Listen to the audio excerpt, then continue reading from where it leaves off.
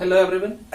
हम लोग पढ़ रहे थे क्या, तो प्लांट में रेस्पायरेशन को देख रहे थे और रेस्पायरेशन किस तरह से ऑक्सीडेशन होता है ग्लूकोज का, वही हमारा मेन पॉइंट था और आज उसी को हम लोग डिस्कस करेंगे। तो इससे पहले वाले में हम लोगों ने देखा था कि ग्लाइकोलाइसिस किस तरह से कंप्लीट होता है और ग्लाइकोलाइसिस स्टेप जो है हम जानते हैं कि ग्लूकोज जैसे ही सेल के अंदर इंटर करता है तो सेल के अंदर जाने के बाद क्या है कि साइटोप्लाज्म में ग्लाइकोलाइसिस का होल प्रोसेस कंप्लीट होता है, जो कि भी पूरी तरह से एंजाइम बेस्ड है। वहां पर भी एटीपी का फॉर्मेशन होता है और अब जो है हम जानते हैं कि अगर ऑक्सीजन का प्रेजेंस रहा तो सीधे जो है ये जो हमारे एक ग्लूकोज के टूटने से दो एटीपी का फॉर्मेशन हुआ है, वो एक ग्लूकोज के टूटने से जो दो पायरुवेट एसिड का फॉर्मेशन हुआ है, वो पायरुविक एसिड जो है वो पायरुवेट आयन में कन्वर्ट हो जाते हैं। अब ये पायरुवेट आयन हमारे माइटोकॉन्ड्रिया के अंदर इंटर करते हैं।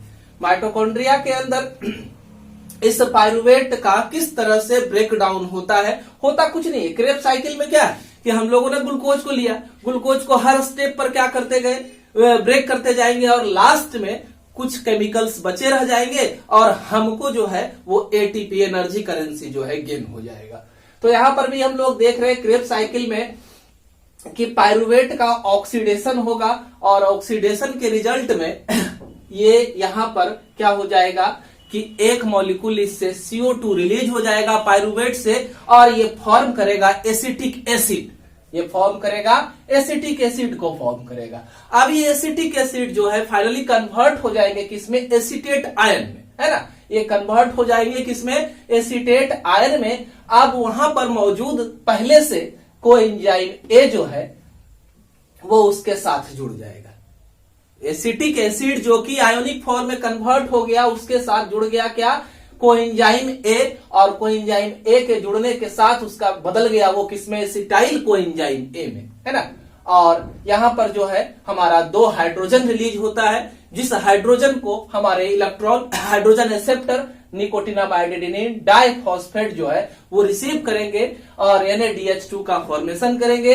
अब ये हाइड्रोजन जो है हाइड्रोजन रिसेप्टर के द्वारा भेज दिया जाएगा कहां, ETS में, इलेक्ट्रॉन ट्रांसपोर्ट सिस्टम में। अब यहां पर हम जान ले कि दो हाइड्रोजन हर हालत में फॉर्म करते हैं कितना, तो 3 एटीपी का फॉर्मेशन करते हैं। अगर कैरियर जो है वो NAD है, निकोटिनामाइड डाइफॉस्फेट अगर कैरियर है तो वो क्या करेगा कि 3 एटीपी का फॉर्मेशन करेगा। अगर वो इलेक्ट्रॉन ट्रांसपोर्ट सिस्टम में जाएगा तो हम लोग ये जान ले कि हमारे पास एक पायरुवेट यहां पर दिखा रहे हैं, हमारे पास एक ग्लूकोज के ऑक्सीडेशन के बाद, एक ग्लूकोज के ग्लाइकोलाइसिस के बाद दो पायरुवेट का फॉर्मेशन हुआ है। तो दोनों पायरुवेट इसी तरह से एसीटेट आयन का फॉर्मेशन करेंगे और टोटल 4 हाइड्रोजन का फॉर्मेशन होगा। ETS के अंदर जाने के बाद यहां पर 6 एटीपी का फॉर्मेशन होगा। ठीक है, तो अब हम लोग ये जान ले क्रेब्स साइकिल का दूसरा नाम जो है ट्राई कार्बोजाइलिक एसिड साइकिल भी है।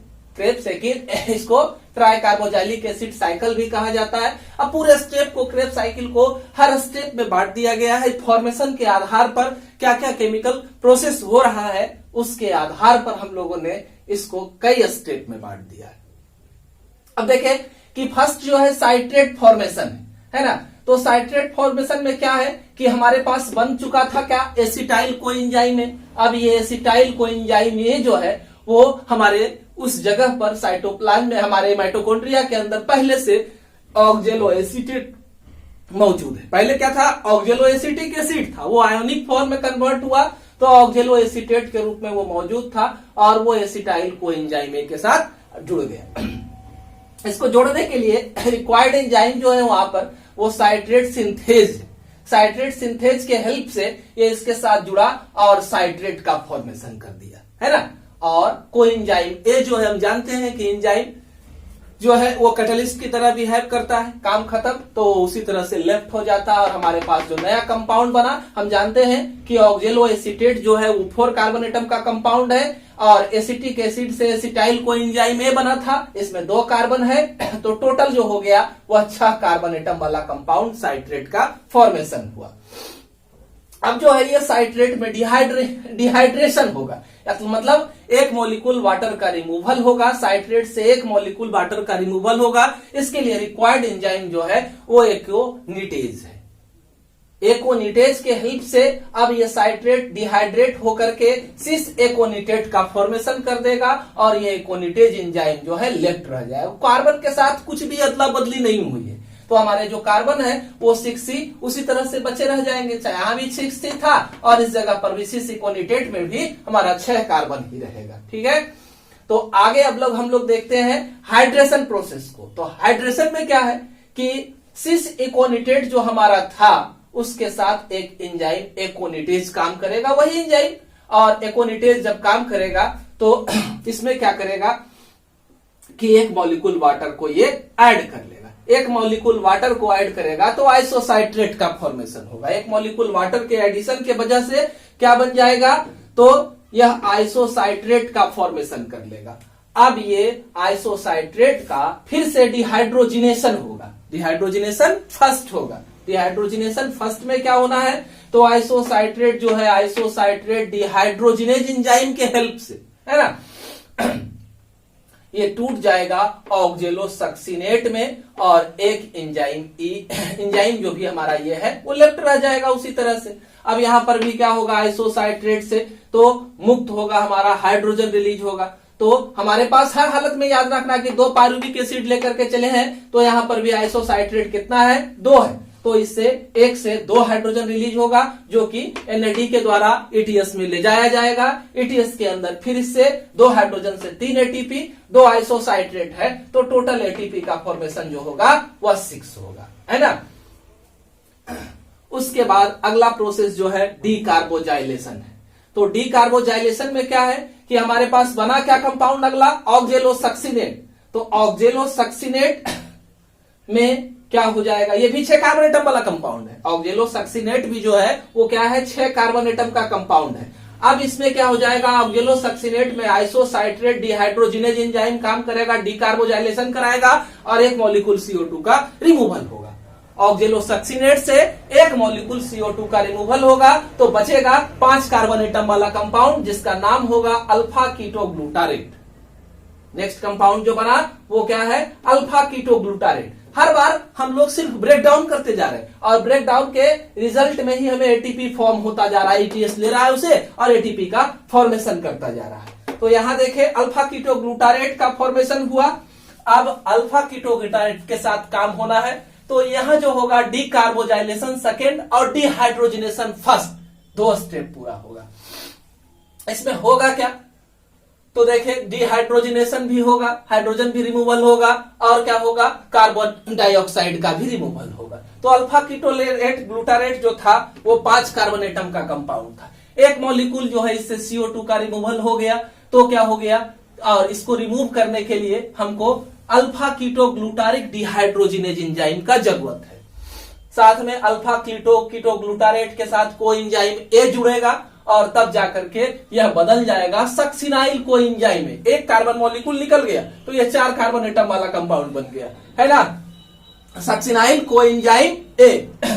अब देखें कि यहां पर ये डिहाइड्रोजिनेशन हो रहा है तो हाइड्रोजन का रिमूवल होगा, तो हाइड्रोजन एक्सेप्टर जो होंगे निकोटिनामाइड एडेनिन डाइफॉस्फेट उसको रिसीव कर लेंगे और यहां पर से कितने, तो एक अल्फा कीटोग्लूटारेट से हमारा पास 2 हाइड्रोजन का रिमूवल होगा। एक अल्फा कीटोग्लूटारेट से 2 हाइड्रोजन का रिमूवल होगा और वो 2 हाइड्रोजन पहुंच जाएंगे NAD के द्वारा पहुंचा दिए जाएंगे इलेक्ट्रॉन ट्रांसपोर्ट सिस्टम में और उससे 2 हाइड्रोजन से 3 ATP। हमारे पास अल्फा कीटोग्लूटारेट कितना है, 2 मॉलिक्यूल है, तो 2 मॉलिक्यूल अल्फा कीटोग्लूटारेट से टोटल 6 ATP का फॉर्मेशन होगा और प्रोडक्ट जो बना वो सक्सिनाइल कोएंजाइम A का फॉर्मेशन हुआ। इसके बाद अगला प्रोसेस जो है फास्फोराइलेशन ADP का होगा, ADP का फास्फोराइलेशन होगा और यानी कि ADP जो है फास्फेट को जोड़ करके, सिंगल फास्फेट को जोड़ करके आगे एडेनोसिन डाइफॉस्फेट एडेनोसिन ट्राइफॉस्फेट में कन्वर्ट हो जाएगा। तो यहां देखिए हमारे पास प्रोडक्ट क्या था, succinyl coenzyme A। Succinyl coenzyme A पर काम करेगा सक्सिनिक थायोकाइनेज। सक्सिनिक थायोकाइनेज इस एंजाइम के द्वारा हमारा ये सक्सिनाइल कोएंजाइम A जो है बदल जाएगा किसमें, सक्सिनेट में, और फास्फोरस जो है वो जुड़ जाएगा। तो इसको फास्फोरस को यहाँ एक्सेप्ट करने के लिए ग्वानोसिन डाइफॉस्फेट रहेगा, इसके साथ फॉस्फेट जुटेगा तो ग्वानोसिन ट्राइफॉस्फेट का फॉर्मेशन हो जाएगा और ग्वानोसिन ट्राइफॉस्फेट फिर से अगर ब्रेक करता है तो गुआनोसिन डाइफॉस्फेट का फॉर्मेशन कर लेगा और फिर इस तरह से। तो साथ में हम लोग देख रहे हैं कि यहां पर जो है एक एडीपी से एक फॉस्फेट जो रिलीज कर रहा है ये, तो उस फॉस्फेट को रिसीव कर रहा है एडीपी। तो यहां पर जो है सक्सिनाइल कोएंजाइम ए से जब सक्सिनेट का फॉर्मेशन होगा तो वहां पर एक सक्सिनाइल कोएंजाइम में एक एटीपी का फॉर्मेशन करेगा और दो सक्सिनाइल कोएंजाइम में दो एटीपी का फॉर्मेशन करेगा। हमारे सब जगह पर देख रहे हैं कि इलेक्ट्रॉन ट्रांसपोर्ट सिस्टम ही एटीपी का फॉर्मेशन कर रहे हैं, बस इस ब्रेक डाउन के समय जो है वो एक एटीपी का फॉर्मेशन हुआ। सक्सिनाइल कोएंजाइम में दो है तो दो एटीपी का फॉर्मेशन होगा। अगला प्रोसेस जो है डिहाइड्रोजिनेशन है ना। तो डिहाइड्रोजिनेशन में क्या होगा, हमारे पास प्रोडक्ट क्या बचा, सक्सिनेट बचा। तो सक्सिनेट पर अब काम करेगा सक्सिनिक डिहाइड्रोजिनेज, सक्सिनेट पर काम करेगा सक्सिनिक डिहाइड्रोजिनेज है ना। और इसको डिहाइड्रोजिनेशन हो रहा है यानी कि हाइड्रोजन का रिमूवल होगा। तो हाइड्रोजन का जब रिमूवल होगा तो उसको एक्सेप्ट करने के लिए एक फ्लेविन एडेनिन डाइन्यूक्लियोटाइड मौजूद रहेगा और वो उसको जो है एक्सेप्ट करेगा।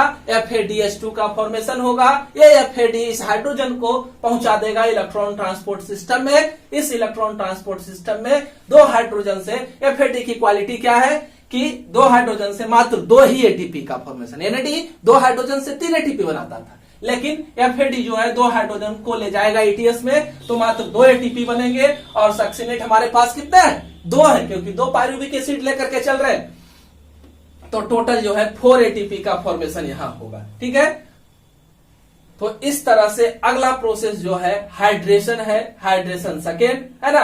तो इसमें क्या होगा, हमारा प्रोडक्ट यहां क्या बना है, फ्यूमारेट बना है। 4 कार्बन एटम वाला कंपाउंड फ्यूमारेट का फॉर्मेशन हुआ है। अब फ्यूमारेट पर फ्यूमारेज एंजाइम काम करेगा है ना।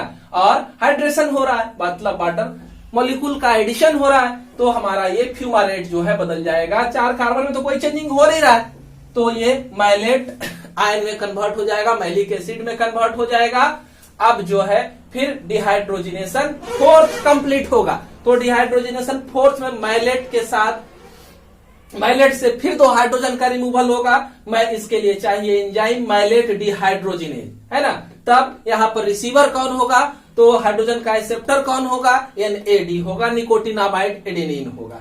तो इसको ले लेगा ये और बना लेगा NADH2 और फिर इसको ETS में भेज देगा और यहां पर से फिर से कितना 2 से 3 एटीपी का फॉर्मेशन होगा। टोटल 6 एटीपी बनेगा है ना। और प्रोडक्ट जो होगा ऑक्जेलो एसीटेट होगा।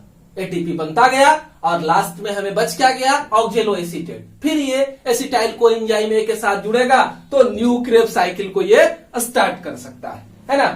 तो टोटल आप देखें तो एटीपी का फॉर्मेशन जो है यहां पर 3, ठीक है, यहीं से चले तो हमारा यहां पर 3, ठीक है, 3 यहां, फिर कहा 2 यहां है ना, 1 यहां, तो 3 और 3 यहां, 3 6 और यहां पर फिर 2, 3 9 और 1 इधर से निकला है ना। तो टोटल जो हो गया 9 एटीपी और एक सक्सिनिक कोएंजाइम के बनने के समय निकल जाता है, यानी कि टोटल जो है 9 + 2 = 11 एटीपी और वो सक्सिनिक वाला टोटल 12 एटीपी जो है एक साइकिल में निकलता है ना।